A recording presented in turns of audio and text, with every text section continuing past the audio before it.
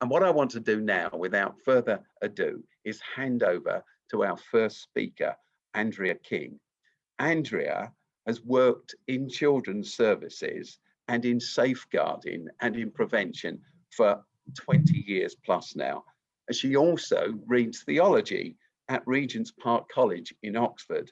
And she works part-time around mental health to provide improvement across mental health services in the southeast of the country and safeguarding advice. Andrea's a member of a Baptist church in Windsor, and she coordinates the Creating Sanctuary resource that we're going to tell you about towards the end of this conference. So Andrea, welcome. I'm really glad you're here. Everybody, you're going to learn lots, I'm sure, from the things that Andrea shares with us. And the question that Andrea is going to address is, why does creating sanctuary for LGBT plus people in our churches matter? Over to you, Andrea. Thank you, and good morning, everybody. It's so nice to be here with you virtually. Steve, thank you so much. I do need to say that I'm here speaking in a personal capacity. I can't speak on behalf of Baptist churches, as you'd expect, and nor can I speak on behalf of the statutory partner agencies that I'm employed by. I'm here as a volunteer. And I'm here to speak personally about why this matters so much. I'm just going to share my slides with you so that you can see some of the points that we're going to talk about today. Jim, I might need your help, please, to share those slides. So while we wait for Jim to bring up those slides, because I've got a technical problem on my end, my apologies, everybody. I'd like very much to start with a foundation that's really based in prayer and is based also biblically. I want to start with what it means for us to understand ourselves as the body of Christ. It might surprise you that I'm starting with a passage, a very famous passage from Paul's writings. That might surprise you because it's Paul's verses quoted in isolation that have been used over the years to justify significant racial injustice, slavery, mistreatment, and harm to our siblings of colour, quite unacceptably. A picture actually that the church was mostly complicit with for much of the time that happened. And that's led to great harm for our siblings of colour. And in the Black Lives Matter uprising, which we stand in solidarity beside our siblings of colour in, we see the legacy of that misapplication of words in isolation on the people that we are here to sit alongside, the people that we love and we honour. Same verses from Paul were also used for many years to justify the oppression of women, again in isolation. The legacy of that still very real for many of us within the body of Christ. And it's mostly in Paul's writings that we also find those words that have caused great pain to the rainbow community, our LGBT plus siblings, who have and continue to suffer at the hands of many people of faith. People of faith with deep conviction that they are called to honour their understanding of the Bible. But as we step back and we look more broadly at what Paul writes, he talks about a theology of reconciliation. He talks about a body of Christ where everyone is valued. Hand and foot, eye and ear, valued. He also talks about members of the body who have received less honour being held up in greater honour. And today I hope that as we listen to the stories, and some of what we're going to talk about today is going to be really quite hard to hear. It's going to impact on what you think, but it's also going to impact on what you feel. And I pray that as we journey today, you would take the time, please, to pray over what you hear, and to pray that in the context of the body of Christ, what we were called to be, we are called to be. As we move on, I'm going to talk now about the safeguarding imperative around some of the discussion that we're going to have today. Next slide, please, Jim. Some of what you're going to hear from Jude, from Jane, from Dave, and from myself is the reality for us right now. For me, on the 14th of October 2018, as many of us in the denomination I beckon from gathered in London, and we looked around the room, our annual gathering, and realised all the faces we were missing, all the people that weren't there. The primary imperative in this work is to safeguard those who remain. Let me be frank. For many of our siblings within the rainbow community, we have lost hope.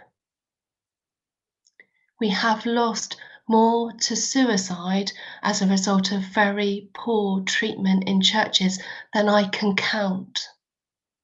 That is why we are talking today about the imperative to become a body of Christ, in which all, hands and feet, eyes and ears, are welcome, honoured and cared for.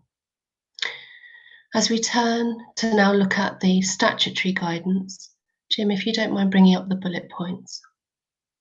I'm just going to talk through what we're working with in a national context.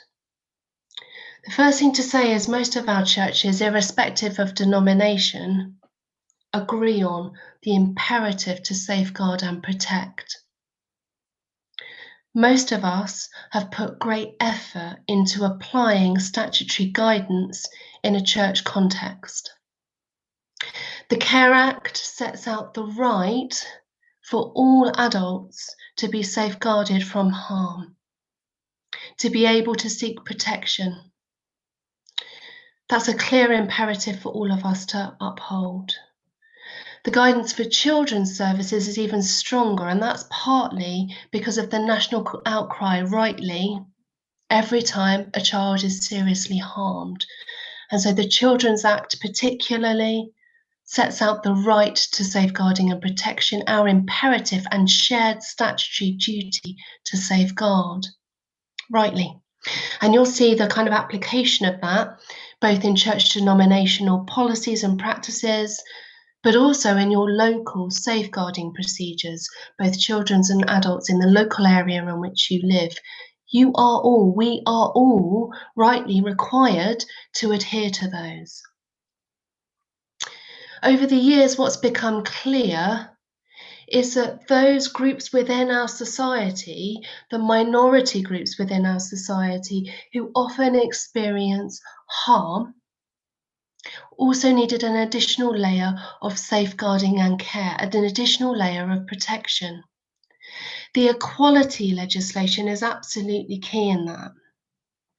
It sets out the rights to safety and protection for all, but it really draws attention to those within our society who may be marginalised, who may have a more difficult time of integrating in the social structures that we provide, and may suffer harm if we don't think through their particular needs. And so that covers everything from disability through to things like pregnancy, as well as the right to upholding the safety and welfare of people based on their sexual orientation, their gender identity. There are exemptions in the equality legislation for churches and other faith denominations or organisations. But let me be clear, those exemptions at no point enable the minority groups protected by this legislation to experience harm, to be any less protected. There is no get out of jail free card here. It is our duty. It's more than that. It's our moral imperative, isn't it? To safeguard and protect those who need our care.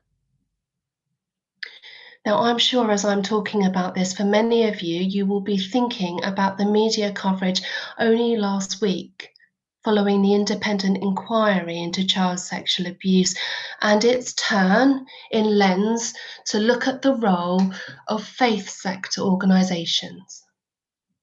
It has heard from thousands and thousands and thousands of victims of sexual harm in all kinds of settings, and in this context, particularly in faith environments.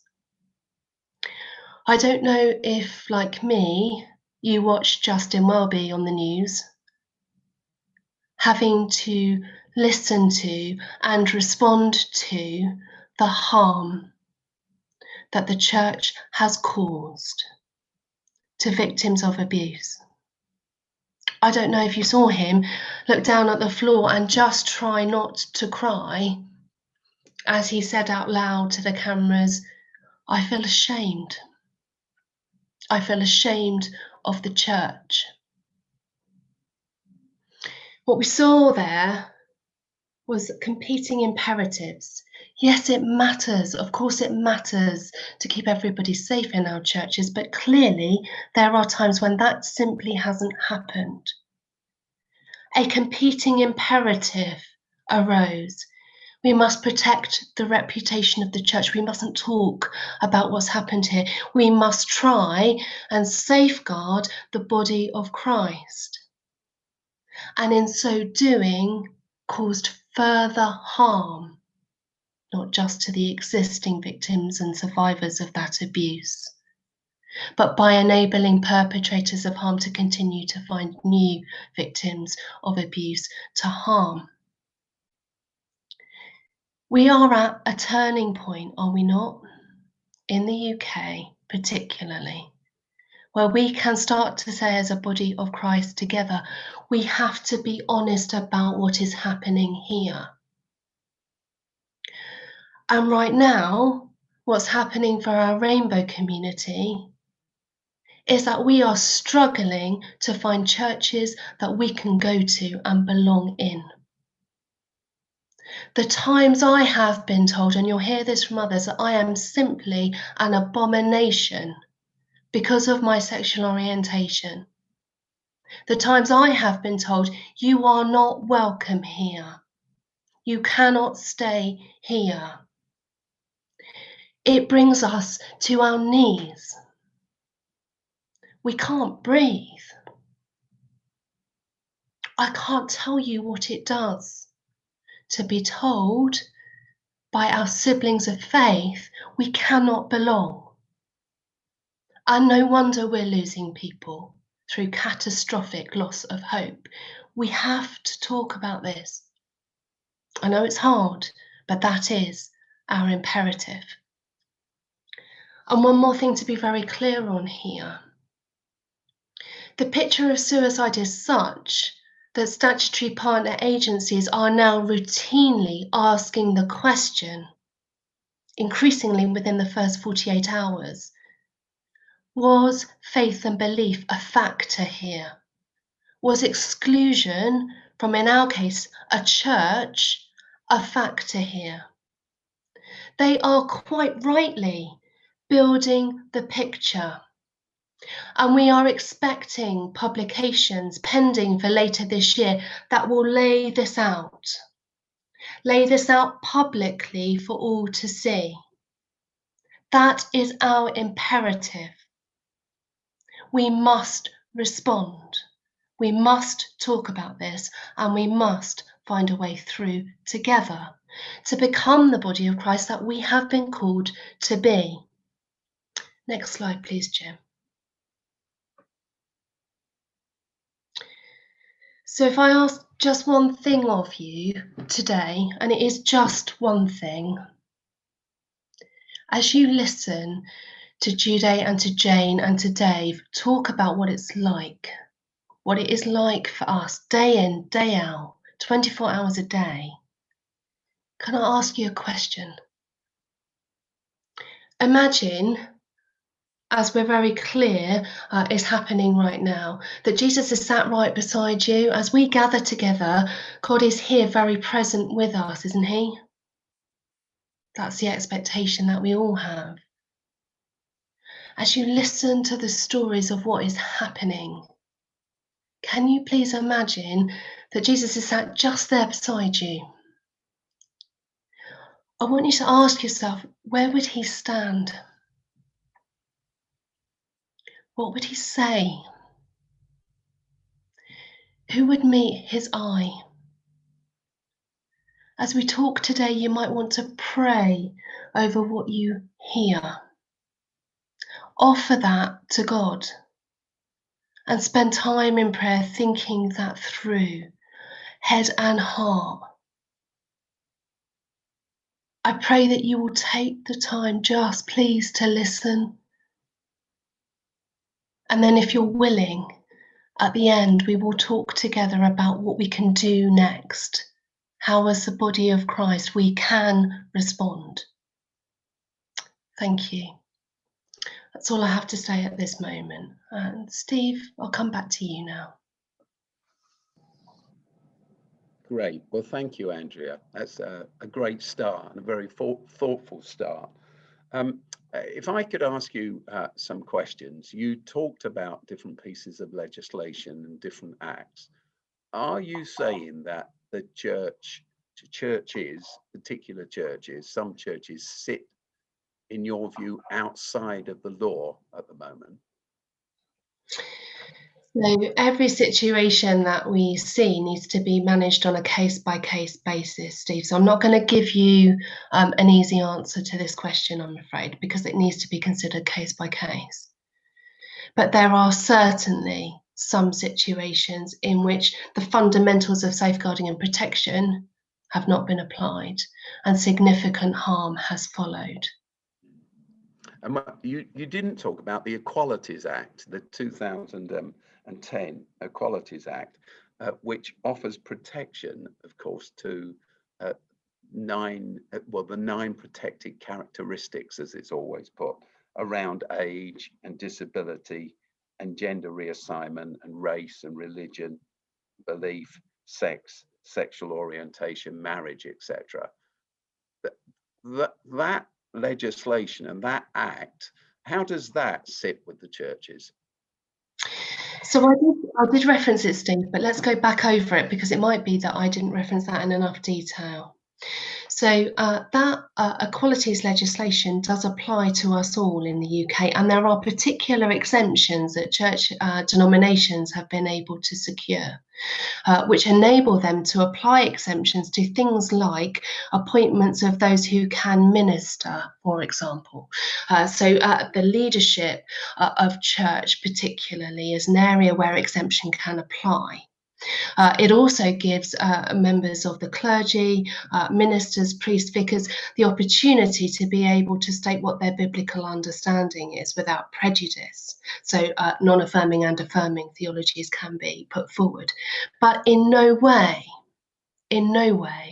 does the Equalities Act enable or permit safeguarding the mistreatment of any of those marginalised groups, any of the protected characteristics. It at no point usurps the need to safeguard, protect, and care for all. That's a fundamental human right. And that is where a number of churches particularly have found themselves in very, very difficult circumstances. So somebody's just on the Q&A, and I urge you to send your questions in or your comments in. Somebody said, isn't it about time that the church lost its protection from the Equalities Act? And you're saying it doesn't have protection. It's just, so is it just a mystery as to why this hasn't come to the fore before? So the church does have some exemptions, and I think that's what the person asking the question is talking about, and whether or not those exemptions should be maintained is a live matter of conversation.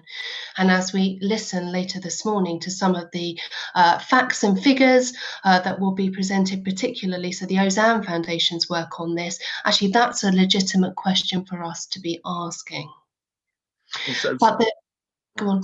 Well, someone else, you see, so I think this is a big point, Andrea, and I think it's not commonly understood. So someone else has just asked, Laura's just asked, does the Equalities Act cover all denominations? This is big news to many people. The Equalities Act is legislation, isn't it, in the UK? So if you're here in this country, then that's part of what you are needing to adhere to. And the exemptions have been provided to individuals of faith, and that applies across the world faiths. But there is no justification for causing harm. There is no justification for causing lifelong impact and impairment, and there's certainly no justification for leading anybody to the point of utter despair that their mental health really suffers, or in some cases, as we've heard and we will continue to hear, people lose hope catastrophically and they go on to take their lives.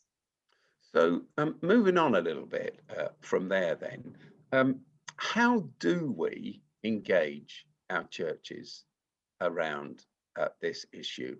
Because I guess as I was listening to you, and I know this must apply to everybody who's listening, as we listen, we felt passionate about the fact that these issues need to be raised, and raised far more publicly than they are. What's your strategy for raising this issue in a church that somebody on this conference this morning might attend? So there are two levels of answer to that, Steve, and I'll unpick them.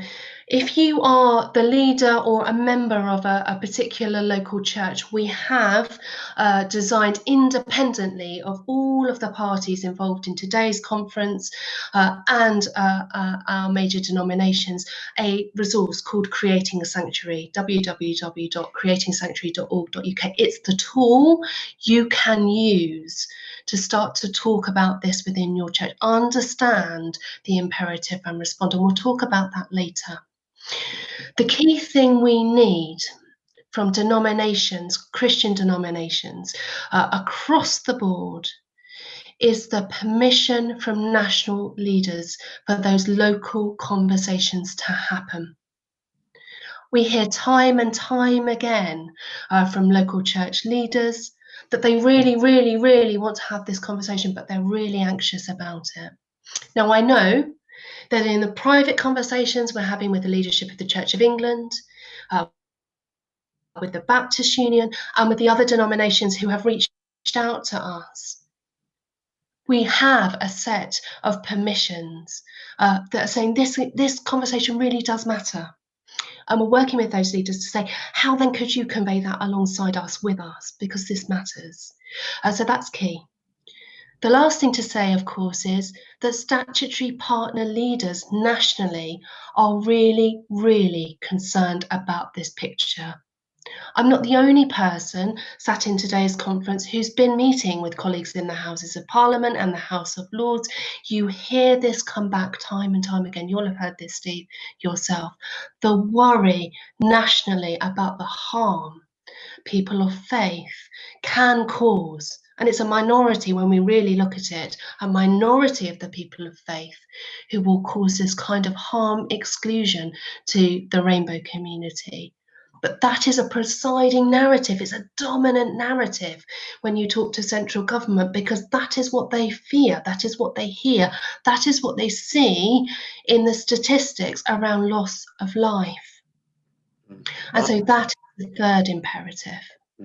My sense around all of this has been for years and years, as I'm in and out of government offices, is and businesses, of course, as well, is that the church is eroding all trust in it so quickly. So we're in a really dangerous position. Someone said, though, that many churches don't believe they're excluding. It's just that they're not actively welcoming of LGBT people. So does the lack of positive action, this person says, cause harm in itself? Yeah, I think that's an excellent question. So whoever's posted that, thank you very much.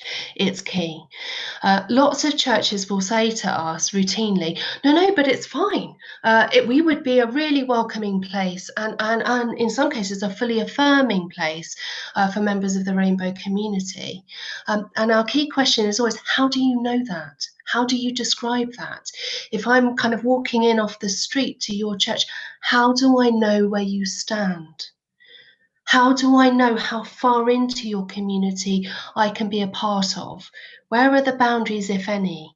How can you safely communicate that?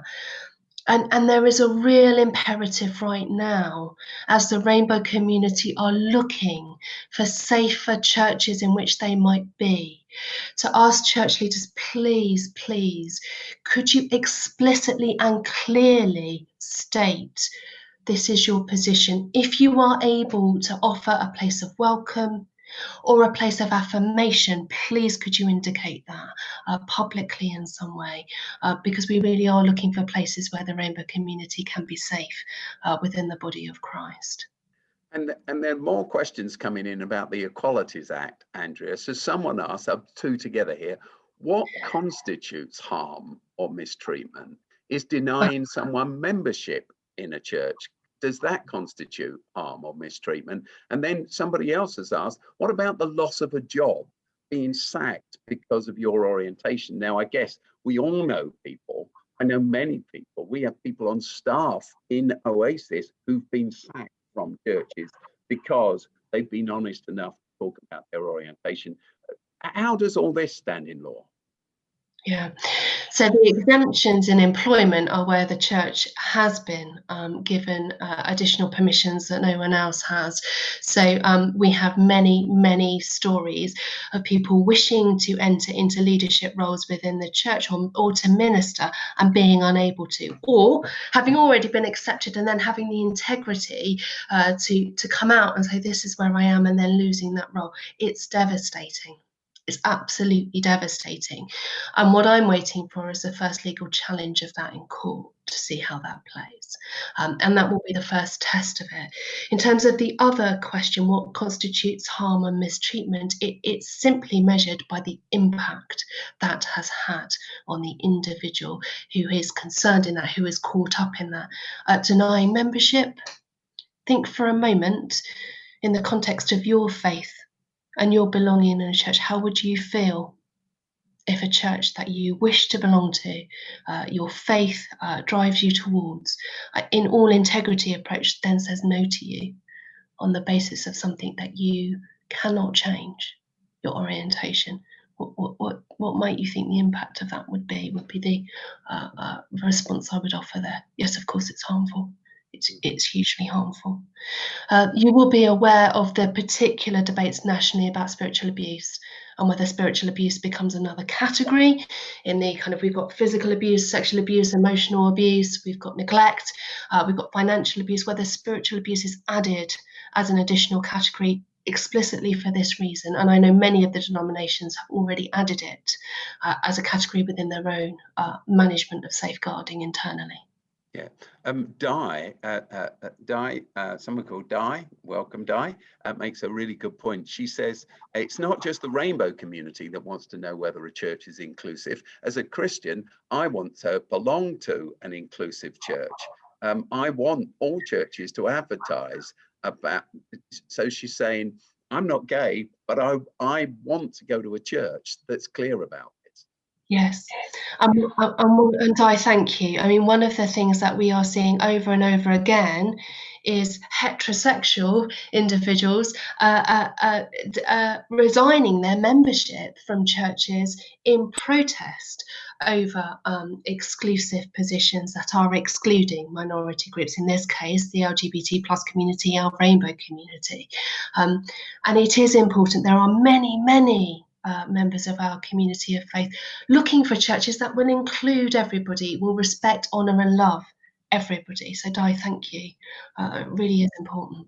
Maureen says, my church welcomes LGBT plus folk, but then requires mandatory celibacy as being part of all of this. Is this against the law?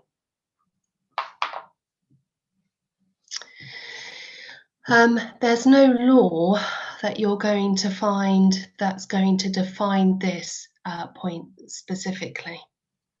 And this is one of the key kind of questions for us to be able to talk about.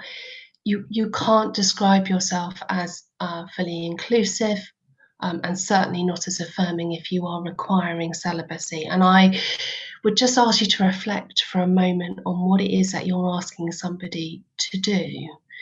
You are asking them to give up all hope of being loved and loved in return, that intimate love that is kind of part of our human DNA.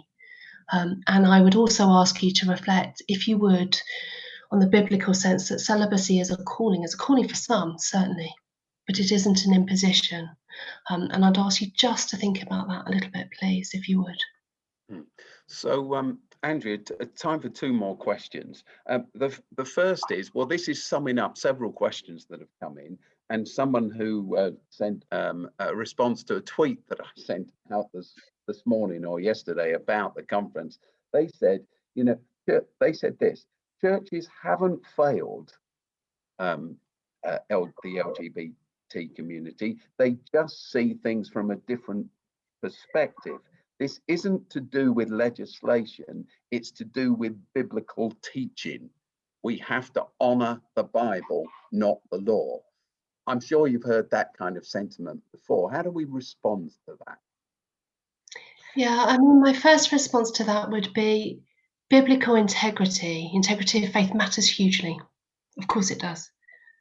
My second response would be slavery and mistreatment of our siblings of colour was justified in exactly the same way for hundreds of years, and there are very few of us, if any of us, who would look back on that now and say that is okay. I'd ask you to read those verses in the Bible within the context in which they are given to us. And if you are focusing on Paul, please, can you try and put those alongside the body of Christ teaching that's predominant in Paul's writing? Please, can you think about his theology of reconciliation and think about how those things come together as a whole? No one's asking you to let go of the importance of the Bible, quite the opposite. But I would invite you to talk with myself and others about what is the context in which we need to be able to work with those verses. And lastly, I'd ask you to think about the impact that you have when you say to a member of the rainbow community, this is how you see them, what that does to somebody, and then how you balance that with the call in John 15 for us to be a people defined by love, not as we love each other, but as we have been loved. I'd ask you just to think that through, please. Andrea, last question really here that we've got time for. There are many more, so apologies if your question hasn't been raised.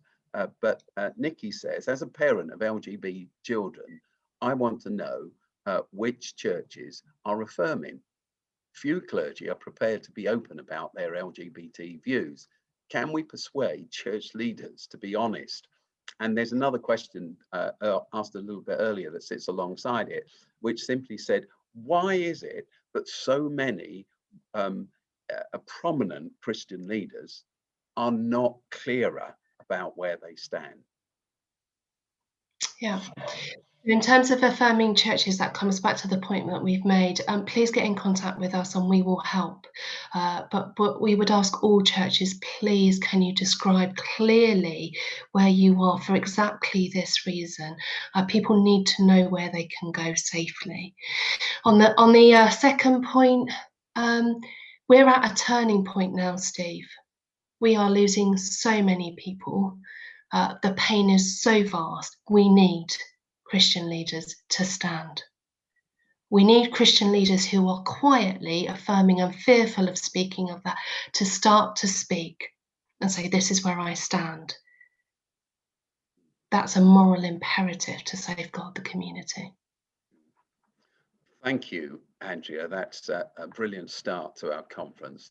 I'm sure everybody at home in their quiet way is giving you a giant round of applause right now. I know what it's like to be in your front room and you speak, and then that's that. But from the response, from the questions and the comments, I know just from that alone how much what you've said means to people, how much it matters to them. Thank you very much. We see more of you later on. You've got more Later on. yeah. God bless you.